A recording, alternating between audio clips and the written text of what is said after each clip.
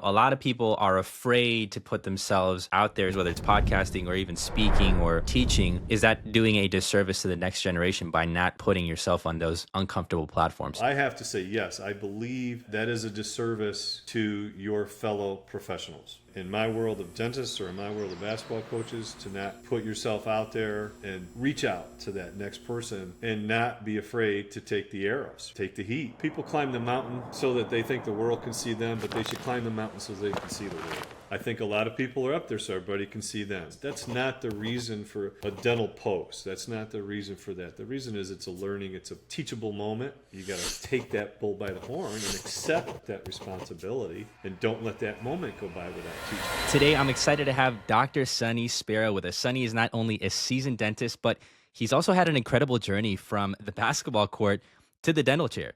A former co-captain at Syracuse University, where he made a memorable half-court shot against North Carolina.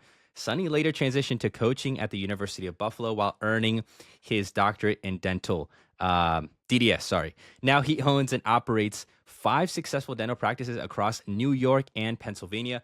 His passion for digital dentistry, team building, and practice management has made him a leader in the field. Sonny's also ventured into podcasting, which is how we connected, where we've had the pleasure of working together and has seen an incredible transformation along the way. Welcome, Dr. Spera. Thanks for joining us. Hey, Nico, thanks, man. How you been? Good. This is exciting. It's funny because, we met through our mutual friend, Dr. Drew Burns, and it was through the Fee for Service podcast. And so as I understand it, though, you had already been podcasting before that. Can you kind of walk us through how you got into podcasting yourself? I know you're a busy guy, so how did you end up doing that? Well, a friend of mine hit me up. He said, "Hey, these guys run this Twitter account, Big East 24/7," and they were talking, and he said, we're thinking, why don't we do a podcast, So, and he talked a little bit about the angle. He's a Villanova guy. I'm a Syracuse guy. We've remained friends since 1982 when we first met. Our daughters played against each other. We reconnected a lot during those years on the road with AAU and stuff. So we said, all right, let's give it a run, and we've done 140, 150 shows. We've been doing this for about 4 years, and it's sort of grown. I mean, both of us are busy, as you can imagine, so neither of us is really promoting it per se. And the product, the two guys that did the Twitter and that help us out now, they love to do a lot of clips. So the video editing was really spectacular. Like we would be talking to, Patrick Ewing, and he might talk about a game that he played against Villanova in the Palestra, and then sure enough, he'd find that clip and he'd put it on there. So the video production was really cool. So we run with that. It's called the Big East Rewind. So it's all about pretty much the Big East basketball conference, which started in 1980. So this year they're celebrating 45 years. It's kind of a big milestone. And, we're interviewing the Georgetown coach, tomorrow. So it's been a fun run. That's awesome. So you're balancing 2 podcasts at the moment. Yeah. You have 5 dental practices. How do you find the time? I'm an idiot. No, I mean, you're an efficient guy. How do you find the time? My wife wouldn't call me efficient. She'd call me stupid. I enjoy it, right? It's when I'm at work, I'm hard. I'm fully invested. I try to get 9 hours done in 6 hours, and then all the other stuff you got to do to run the practice. Well, first and foremost, you got to have good people around you, right? So you can't multitask or even think about doing that unless you have good people in the right roles, good responsibilities, accountability, everything, you name it. And we've worked to get to that point. So it allows me, like for years I've coached basketball. My wife was reminding me that the moment I graduated in 85 from Syracuse, I took on a graduate assistant job all through dental school. Then when I finished there in 89, I just continued to coach CYO. I helped out at varsity. I coached the kid. I've always had a coaching position. even had a varsity head coaching job at a high school for 9 years. I started a whole AAU organization with some friends on the girls' side in our town. Grew that to like 20 teams, and it's a labor of love. I love coaching, and to me, the crossover is absolutely in how do you run a business. You got to have great teams. You got to have the right chemistry and developing it, and teamwork doesn't just happen. It has to be taught. So, I have dental students that will come pre-dental students that will come shadow our office, and they'll look around and they'll look at me and they'll sometimes say, "What the hell are you doing? This looks like utter chaos." I go, "It may look like that out here, but in every room and everything we do, each person knows their roles, and you can see that it runs pretty smoothly when all's said and done. Yeah, you might need to take a breath, or you might need to call a timeout to use the bathroom, but for the most part, we try to run efficiently and get the most out of everything that we can." So that's probably it. You learn to be a pretty good time manager, and I work hard, but I play hard. So I love coaching. That's one of my passions, and working with kids and seeing kids get it and being able to break it down one-on-one, because now I'm not the head person. There's nothing like it. So it's still my passion. Yeah, well, I was editing, back in the day, the Fee for Service podcast.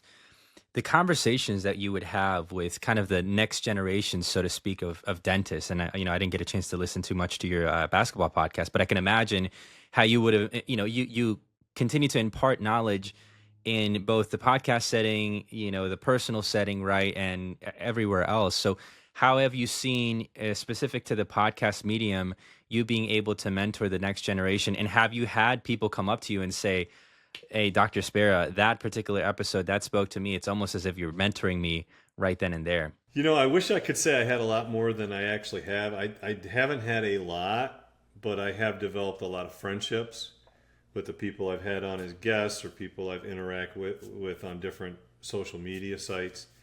And those I can say have truly blossomed into a lot of, I'd say, mentoring, coaching, counseling, listening, bouncing. I like to bounce ideas. I like people to bounce ideas off me. I like to let this little peanut start to work and try to figure out, hey, how can we do that? Let's think conventionally. Let's think unconventionally. And what fits your model? And how about this? Have you thought of that? And just let it cook. So I think, yeah, I've had a lot of impact. This sounds so cocky, but I think I've had a lot of impact on a lot of folks. But I hope it comes, and I hope people get it. It's authentic, and it's really, I want to do what others have done for me. I'm not special. I'm not brilliant. I'm not exceptional. I'm just really just an average, hopefully a good, decent, honest soul that has all the right intentions. And someone did all these things for me. Like, I had plenty of mentors, plenty of people I still look up to as mentors, and ask questions and pick their brains, and just love to engage in conversations with them. And I think I learn, and I hope that I impart something on them, make them think, get them to come out of their comfort zone at times. Like, I had just a good friend of mine say, "Hey, you were talking about this 5% discount for this. What do you think about here, and hygiene and recall?" And this guy, I literally, I couldn't carry his gym bag in dentistry. He's such a phenomenal dentist. But he thinks enough of my opinion to ask me, and then we had a little back and forth. That's the part I like. I don't like the canned, snarky Facebook, quick comments, quick hit, quick sound bites. A person that says, "Hey, I'm looking at buying this practice. What do you think?" Well, the first thing I got 20 questions. Like, I don't know. What do you think? Does this fit your model? Is this something you're good at? Can you see some landmines here? Can you see some opportunities there? Do your SWOT analysis. What's your strengths, what's your weaknesses, what's your opportunities, what's your threats. Look at this whole thing, and let's have that conversation. And if people want to, I'll do it all the time. My wife, like, we're on vacation, and she's like, "Who the hell are you talking to?" I don't know, this person they were on, and I figured, hey, I'd help them out if they want to talk, and they'll call me. And I don't charge to do that.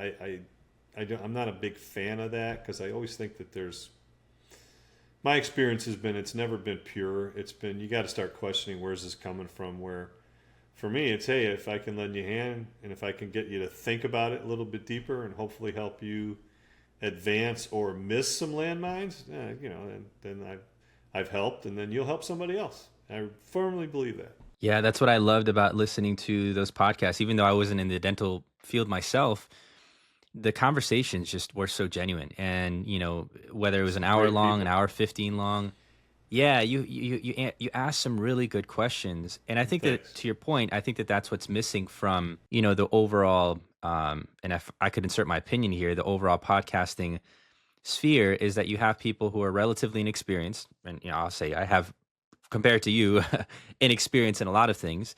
So I won't position myself as the authority, but I like to ask questions and I like to extract information from people who, like yourself, have a ton of experience. And so, kind of pivoting gears here, Dr. Spera, I know that you've run multiple practices. Starting a business is incredibly challenging, as I'm sure you've seen with even starting a new venture or podcast or coaching a team. What has kept you, A, grounded, and then B, given you the energy to just persevere or know when to pivot and quit if necessary? All right, let's break that down one piece at a time. So, what's given me the energy to persevere? I think that was one of the questions.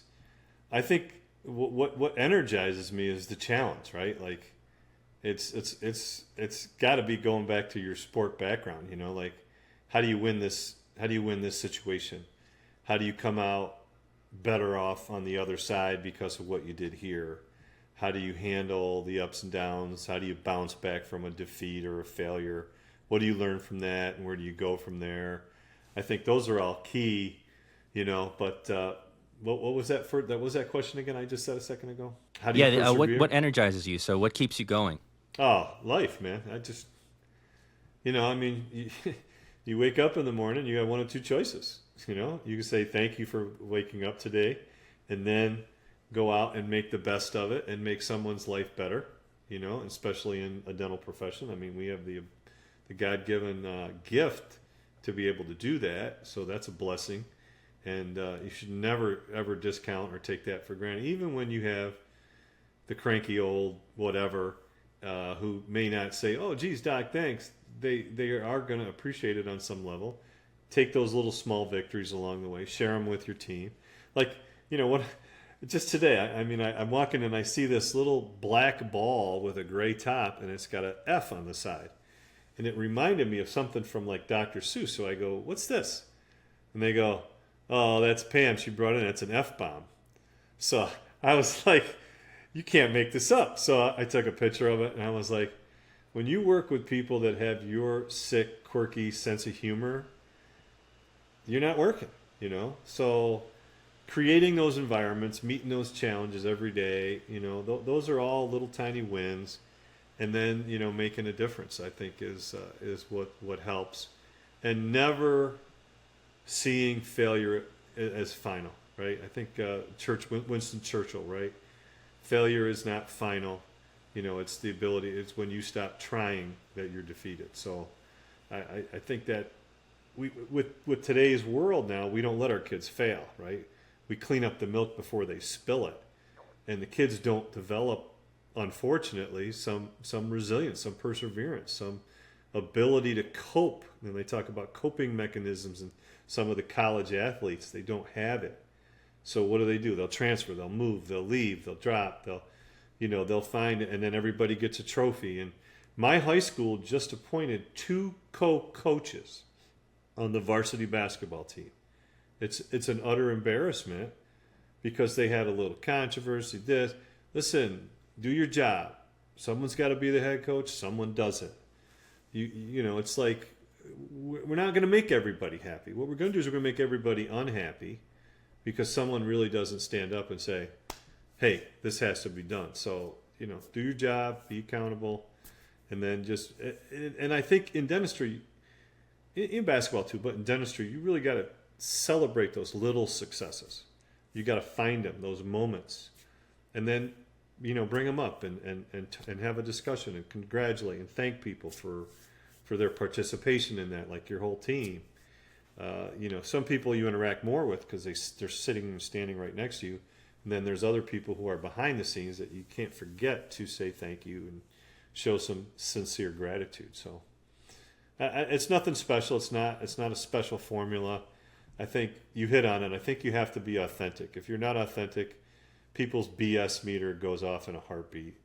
And I just absolutely, that would be the kiss of death. If somebody ever felt like I was like that, I'd be off the air. I'd go incognito I'd go underground, right? That's what I would do. Well, you're in my eyes, you're a seasoned podcaster, but I think what makes you a great podcaster is that you're, from what I've heard, an empathetic leader. And as I listen to kind of the narrative of you building and leading great teams, coaching people, mentoring the next generation, and even peers of yours, would you say that learning how to empathetically listen or just have an open ear and be kind of curious has led to your, I don't know, curiosity, so to speak, in entering the podcasting world? Is that what kind of drives you in the podcasting world? And has that helped with your businesses and leading teams and that sort of thing? Well, I think you have to have the curiosity, right? I think you need a very healthy curiosity. I think that's a great word. And I think I've always, I think, had a pretty strong curiosity. If I was a child today, I would be on every medication that they ever invented for kids. Because I wouldn't sit still. I was all over the place. My mother took me to the doctor, begged him to give her something for this boy because she wanted to sleep, and she give me that green liquid that they sold, and I think it was some type of a cough syrup with codeine or something, and she would give it to me just to get me to go to bed. So I think I always had that kind of, I guess, that energy, and so I've been blessed there. And kind of getting back to it, has it helped? I think the whole thing ties together. I think if you're a believer in teams and you really feel if you really thrive in a team environment, then you got to be in a team environment, And I have always wanted the ball in my hand. I was a pitcher in baseball. I was a point guard in basketball. I didn't mind if we went down the toilet, my hand was on the flusher. I kind of like that. And I think as a business owner, you have to accept that. And I don't think everybody does. So I think not everybody is born to be a CEO, and that's okay, right? Because in your organization, you need a lot of different parts where everybody has a role and responsibility.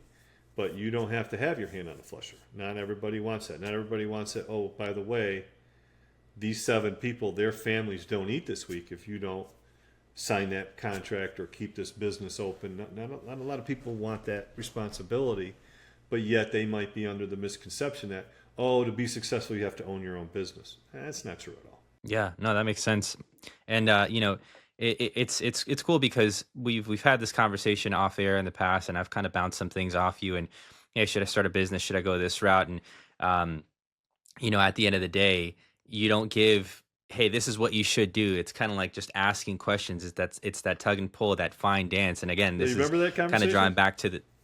I do, yeah, absolutely. So do I. And it was about an hour long. I was driving. It was really cool. It was great. But it was great. It gets, in that situation, to me, get you to understand yourself, right? Because that's what I don't like about some of the consultants. There's no cookie cutter. Like, this is what you got to do, Nico. This is how it works. There is no secret sauce other than really understanding what you want to get into, what are your challenges, what's your commitment, what are your gives and gets, what are you willing to give up, what you want to get, sacrifices, what sacrifices are you willing to do, and then how much are you all in? Like, are you a pig or are you a chicken? And the analogy I use with my players all the time was, it's like a breakfast of ham and eggs, right? So when you have ham and eggs, the chicken's involved, but the pig is committed, right? So if you want to take your team to the state championship, you got to be pigs. You got to be all in. And you need that from the person next to you on the right and next to you on the left. And when you get that buy-in, it's magical. Yeah, it's true. Shifting gears here and kind of just making one last point on the podcasting thing. The reason why I wanted to talk to you today, candidly, was because of the fact that, in every conversation that we've had, in every podcast that I've edited and heard you on, you're very grounded, authentic, in my opinion, very humble. And, a lot of people are afraid to put themselves out there, so to speak, maybe because there's kind of this mental block thinking like, well, they have all this experience, right? Like you have, but they don't want to put themselves out there. Do you think it's kind of a disservice to not, basically put yourself in uncomfortable situations, whether it's podcasting or even speaking or teaching, if you have the level of experience that you've had, the journey that you've had, or even kind of just tidbits of wisdom that you wanted to share with someone that could potentially, to your point, the person that you needed when you were a junior, so to speak, and now you're a senior, like, is that doing a disservice to the next generation by not putting yourself on those uncomfortable platforms, so to speak? That is an awesome question.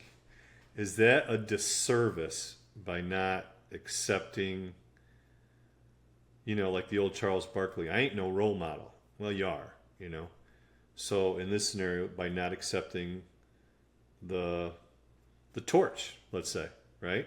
Yeah. Yeah. Boy, that's a deep conversation, man. This is like Zen moment right here. I personally, I do. I mean, obviously, from what I said, I 1,000% believe in that. So I have to say, yes, I believe that is a disservice to your fellow professionals, right? So in my world of dentists or in my world of basketball coaches, to not put yourself out there, and reach out to that next person and not be afraid to take the arrows, take the heat, not that doing things controversial, but like, in a dental forum, I might post a very simple dental case where a tooth had a cavity and we did a filling, let's say, right? And I might get some nice comments. I might get some people, I would never have done that. You should do it this way. Why are you not doing that? And it gets, and then, or they'll jump down a rabbit hole where they're completely off target of what I'm talking about. Like this is it's called the dental clinical pearl. So you put out a pearl and you have points, like here's things. And the guy that runs it's like, keep doing it, keep doing it. You have no idea how many people are actually getting information off of this. 20, 30, 40, 50,000 dentists read your thing. So you're reading 10 comments, And I'm like, yeah, but every now and then you get a couple and it's like, oh man, I got to dial it down for a while.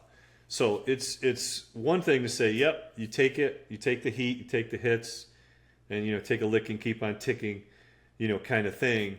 But I do think you have to, but you need to understand when that battery is low, you got to recharge it, right? And you can't, like the old Stephen Covey, taking deposits, taking withdrawals. You can't take a lot of withdrawals, but it's nice if someone makes some deposits for you, And that's where it comes from, that having that network of people that you admire, that you respect, and having that frank conversation and being frankly vulnerable, Humble, I think, you mentioned being humble. How else would you do it? I mean, people climb the mountain, right? So that they think the world can see them, but they should climb the mountain so they can see the world. Like that's a quote that always pops up, and I think a lot of people are up there so everybody can see them, and that's not the reason for a dental post. That's not the reason for that. The reason is it's a teachable moment. With my old athletic director used to tell me, hey, that's a teachable moment with that kid.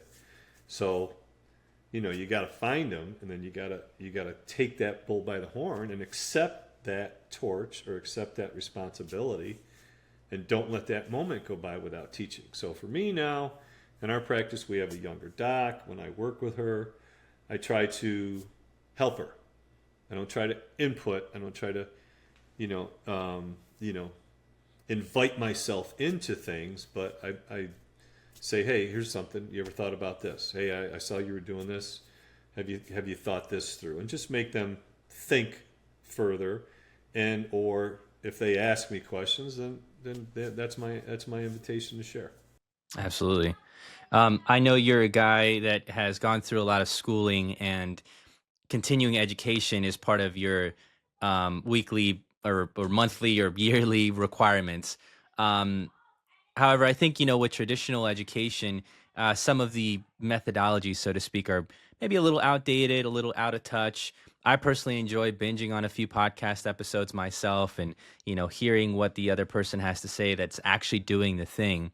And so this is why I push people like who are in your shoes and haven't necessarily started their own thing to, hey, why don't you try this for a bit of time?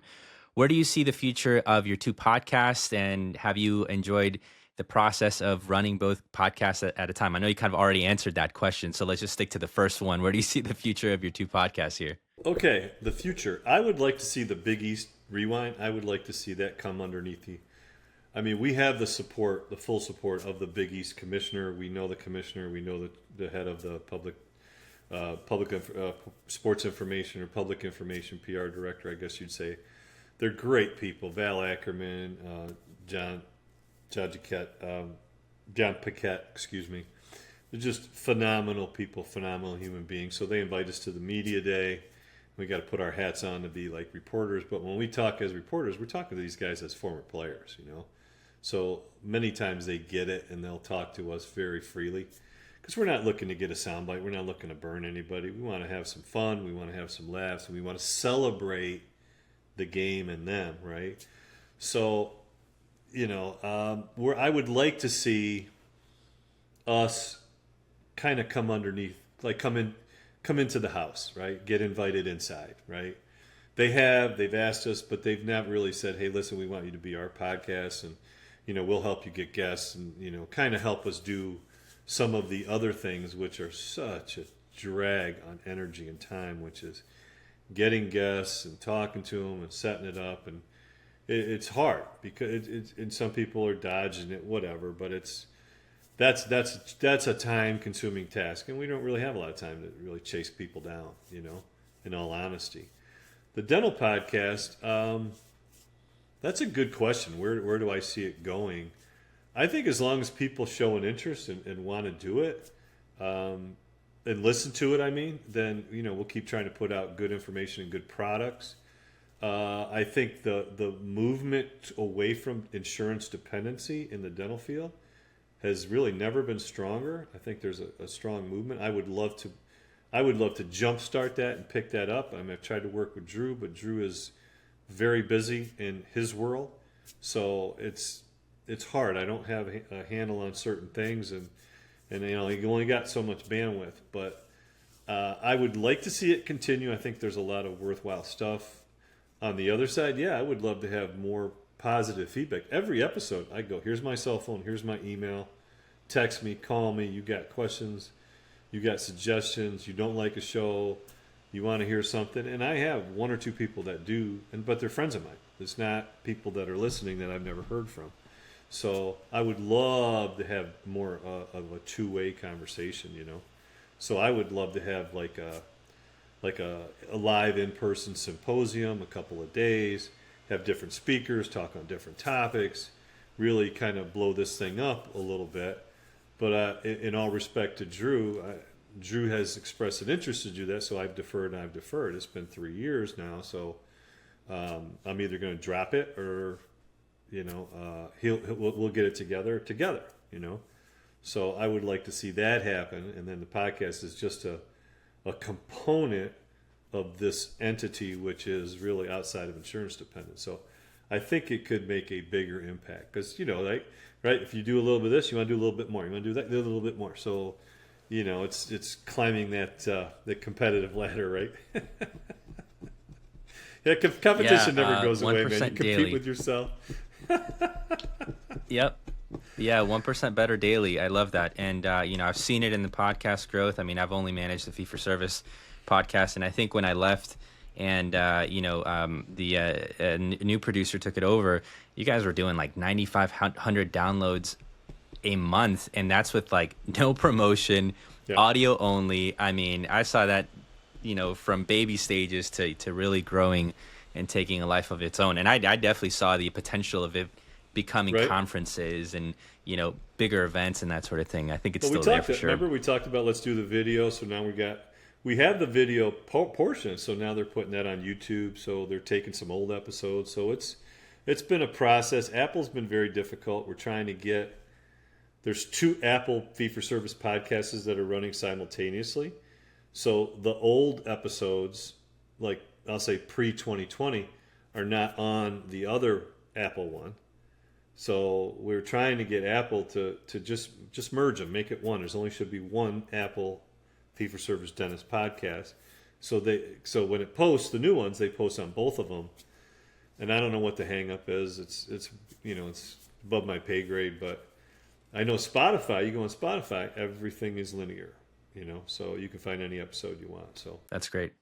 Well, Sonny, I want to wrap up the episode by saying, it was a pleasure working with you during that time. And not only that, but the advice that you gave me off air, and obviously all the insight that I learned, even just in starting and scaling a business. I mean, there's a lot of universal principles there. Do you have any words that you want to impart to kind of like, people in my shoes, early 30s, mid 30s, even in their 20s, that either, hey, we could be doing a little bit more of this, or you need to focus on this, like any kind of parting words to this, generation? Okay, you got to find your passion. You absolutely got to find your passion. And then if you want to be really good at it, find somebody or something or someone or some entity that is already there, and just go be a fly on the wall. Like, I've visited dental offices, and I've been to Howard Ferran's office in Arizona when I was just a puppy. I went to Dr. Dwayne Schmidt, who was one of my closest confident mentors, Cedar Rapids, Iowa. I'm like, hey, he wrote a book, right? Just imagine this guy writes a book. I read it. I read some of the stuff. I'm like, it's pretty cool.